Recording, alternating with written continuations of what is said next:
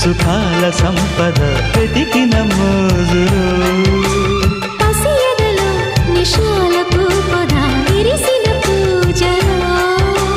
చూదాం పదనిసి రాత్రిలో గజయాత్రలో రసరాజధాని ఇందుమతి చారుమతి మన్మథలీలకి చెయ్యి శృతి